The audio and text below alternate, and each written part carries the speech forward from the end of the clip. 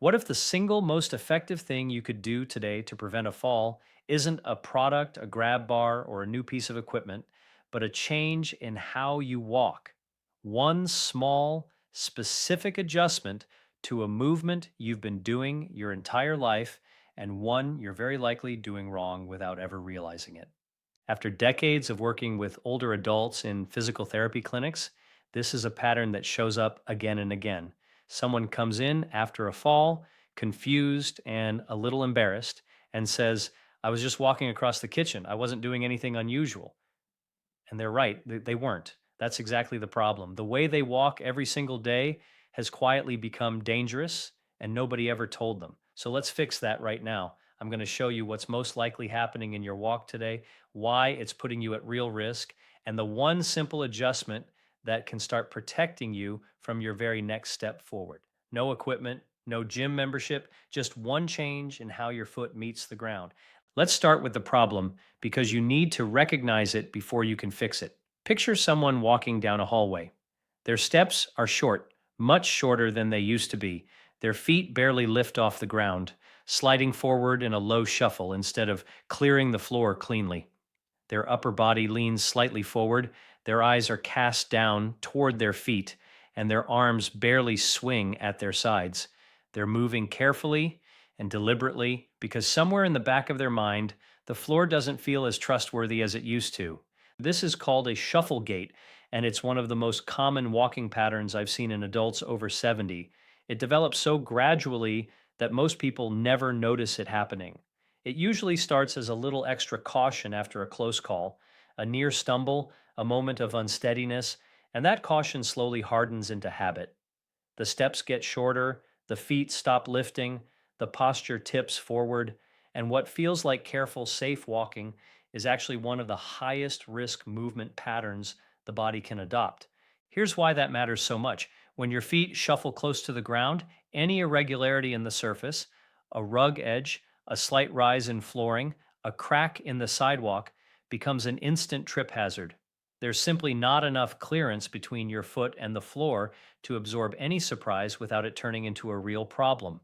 And because your steps are already short and your weight is already pitched forward, the moment your toe catches on something, your body has no time and no room left to recover. The fall happens before you even register that you're falling.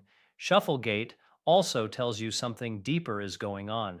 The muscles responsible for lifting your legs, your hip flexors, your glutes, your core, have weakened from underuse. And the neurological connection between your brain and your legs, the pathway that used to fire instantly and automatically, has slowed down.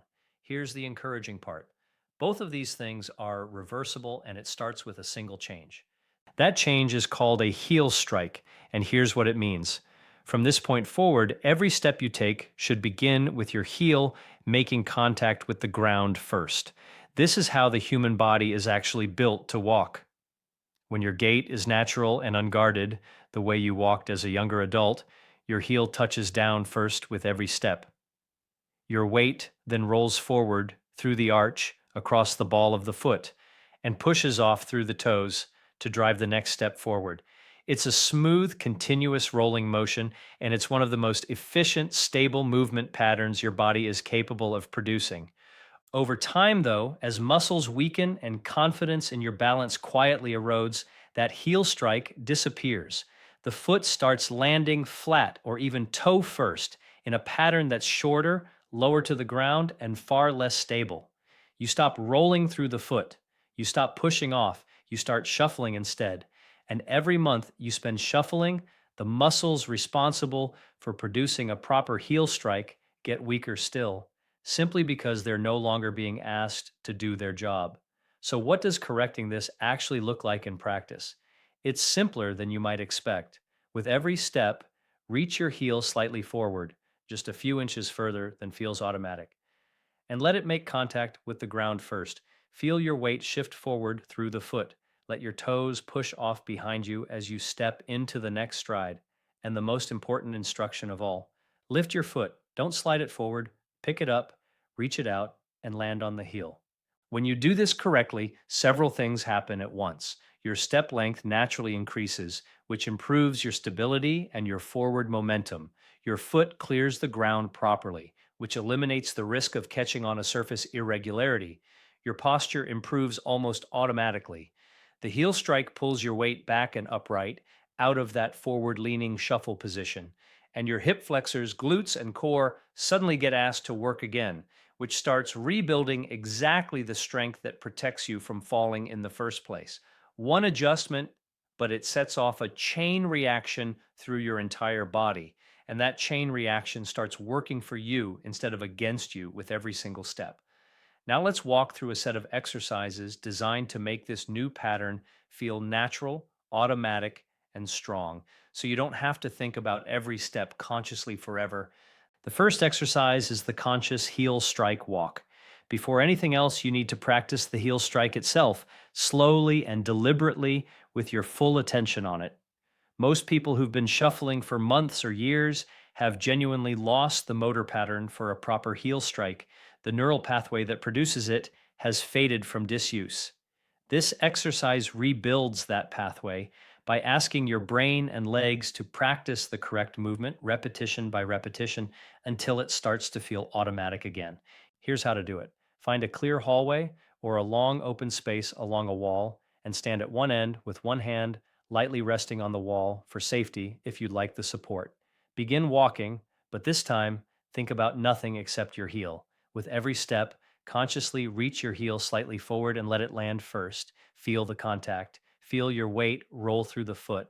Feel your toes push off behind you. Take 10 steps forward this way. Turn carefully using small marching steps and walk back 10 steps. That's one set. Aim for 2 to 3 sets and don't rush it. The goal here is control, not distance or speed. The second exercise is slow motion walking, and it's genuinely one of the more challenging ones on this list, even though it looks simple from the outside. Start walking at the slowest pace you can physically manage, slow enough that each step takes a full 3 to 4 seconds to complete. Lift your foot, pause briefly in the air, reach the heel forward, lower it to the floor, feel the weight shift, push off with the toes, and only then begin the next step. Walk the length of your hallway this way, turn carefully, and return. That's one set. Aim for two. This will feel strange, and that's exactly the point. Slow motion walking removes all the shortcuts your habitual movement patterns normally rely on. Every wobble you feel while doing this is your balance system being actively trained. Every small correction your ankle makes is your nervous system rebuilding its responsiveness. Once you feel steady doing this near a wall, you can try closing your eyes for 2 or 3 of the slow motion steps. This dramatically increases the balance challenge and speeds up the neurological adaptation you're working to build. Only try this modification if you already feel confident and steady, and always keep a wall or sturdy chair within arm's reach. The third exercise focuses specifically on posture and arm swing because shuffle gait doesn't just affect your feet, it changes your entire upper body too. Stand tall, shoulders relaxed, and pull gently back rather than rounded forward, and look ahead of you rather than down at the floor. As you walk using your heel strike pattern, consciously swing your arms in a natural, opposite rhythm to your legs, right arm forward as your left leg steps, and vice versa. Walk the length of your hallway this way, focusing equally on your upright posture, your heel first steps, and your natural arm swing working together. This exercise matters because an upright posture shifts your center of gravity back over your hips where it belongs rather than out in front of you, where a forward lean puts you at a mechanical disadvantage the instant something goes wrong underfoot. The fourth exercise is a single leg stance and step through drill, which targets the strength and balance side of this equation directly. Stand near a wall or sturdy countertop for support. Shift your weight onto one leg and hold that position for a count of 5 to 10 seconds, keeping your standing knee soft rather than locked. Then, from that single leg stance, step forward deliberately with your other leg, leading with the heel, and land with control. Return to a standing position and repeat on the other side. Aim for 8 to 10 repetitions per leg. This drill strengthens exactly the muscles responsible for controlled, confident stepping, the same muscles that shuffle gait allows to quietly waste away from disuse. The fifth exercise is the obstacle step over drill. And this is one of the most important on the list because real life is full of small obstacles that a shuffle gait simply can't clear safely: rugs, door thresholds, pet toys, garden hoses, uneven pavement. This exercise trains your brain and legs to detect an obstacle, lift the foot high enough to clear it, and land safely on the other side, which is exactly the sequence your body needs to execute in a split second when real life presents that same challenge unexpectedly. Here's how to do it: place a rolled towel, a pool noodle, or a small soft cushion on the floor of your hallway, somewhere around 4 to 6 inches high. Stand a few feet back with a wall or chair within easy reach for support. Walk toward the obstacle at a normal, controlled pace. As you reach it, lift your first foot deliberately, high enough to clear the object with room to spare, and step over it with control. Then lift your other foot and clear the obstacle completely as well. Continue a few steps beyond it, turn carefully, and return, stepping over the obstacle again on your way back. Aim for 5 passes in each direction, 10 total step overs. The key here is not to rush your approach. Slow down slightly as you get close to the obstacle, lift your foot early, well before you actually reach the object, and make each step over it a conscious, confident movement rather than a last second scramble. The goal is training your brain to recognize an obstacle ahead of time and respond with control, rather than reacting in a panic at the last possible moment. Once this feels easy, you can gradually increase the height of the obstacle slightly or vary its texture, always staying within a safe and controlled range. You can also try practicing while holding something light in one hand, which more closely simulates the way real trips often happen while your attention and your hands are occupied with something else entirely. If you put these 5 exercises together and practice them consistently, you're not just going through motions, you're rebuilding the entire walking system: strength, coordination, balance, and neural control, all working together. The goal isn't to think about your heel strike forever, it's for that pattern to become automatic again, the way it was decades ago, so that walking stops requiring conscious effort and simply becomes stable, natural movement once more. And once your walking becomes stable, everything else, your confidence, your independence, your freedom to move through your day without a nagging worry in the back of your mind, tends to follow. Before you begin any of this, a genuine safety note, because this matters more than anything else in this routine.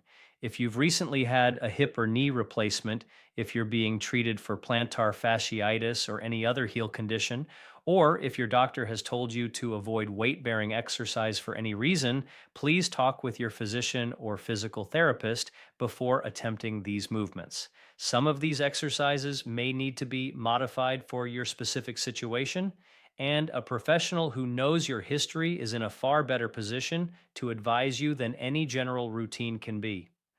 Always practice near a wall, countertop, or sturdy chair you can reach quickly if needed. Never rush any of these exercises.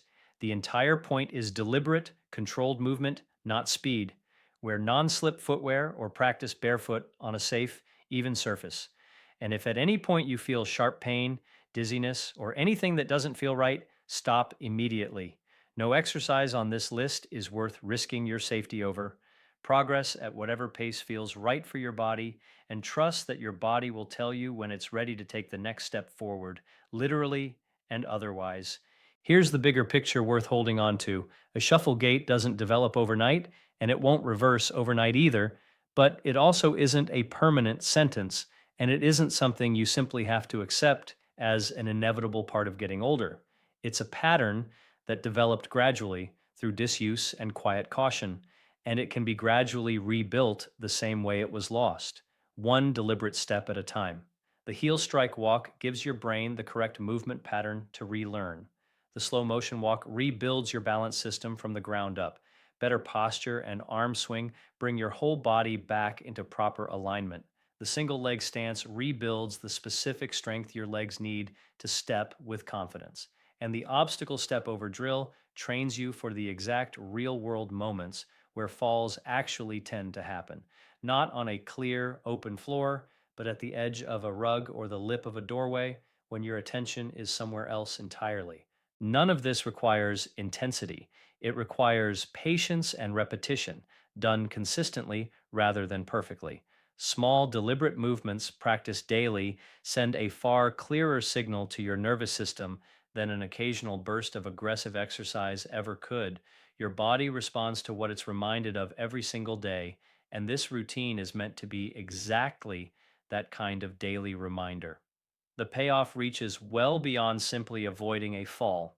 Healthy, confident walking protects your balance broadly, and it reduces the quiet fear of falling that so often steals independence and confidence away from people as they age, often before any actual fall has even happened. It preserves your ability to walk to your own mailbox, to climb your own stairs without a second thought, to move through your home and your day without constantly wondering whether your legs will hold you when you need them to. That kind of independence isn't a small thing for a lot of people, it's everything. Aging doesn't have to mean surrendering control over how your body moves and feels. It means learning which specific movements your body actually needs at this stage of life and choosing to practice them with care and intention day after day. The heel strike walk and the handful of exercises built around it are exactly that kind of choice. Simple, safe, and genuinely powerful in the way they compound over weeks and months of steady practice. If you found this useful, the most important next step is simple. Try the heel strike walk today on your very next trip across the room. Notice what it feels like the first time you consciously reach your heel forward instead of letting your foot slide. That small, deliberate difference, repeated daily, is where all of this starts.